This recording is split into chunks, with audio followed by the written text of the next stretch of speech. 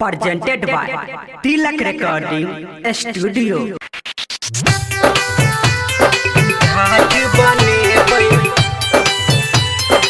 घाट बने एते छठी मैया सूरज गोसैया घाट बने रे। चल रे दीपका छील को दायर साई चमके रे। चल चल चल रे दीपका छील को दायर साई चमके रे। एते छठी मैया सूरज गोसैया घाट बने रे। एते छठी मैया सूरज गोसैया घाट बने रे। घाट बने घाट बने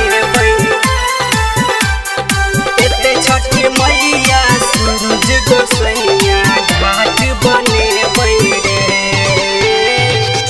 अपना अपना घर से सब लाली है ए तो से ओ तो देबे निक से बनाए रे। अपना अपना घर से सब लाली है रे। ए तो से ओ तो देबे निक से बनाए रे। लरी मर करी बाजार से मिल के सजेबै रे। एते छठी मैया सूरज गोसैया घाट बने रे।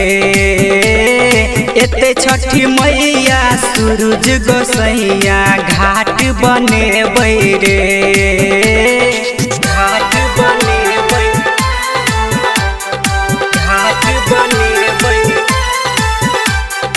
एते छठी मैया सूरज गोसैया घाट बने रे।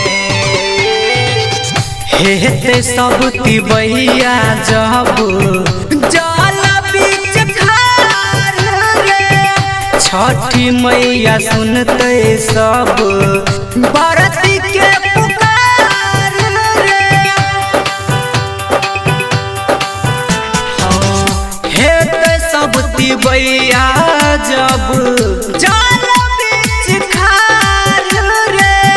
छठी मैया सुनते सब बरती के पुकार रे। कहे छो जितेंद्र तोरा रे मीता सबके बजेबै रे। एते छठी मैया सूरज गोसैया घाट बने रे। एते छठी मैया सूरज गोसैया घाट बने रे। presented by Tilak Recording Studio।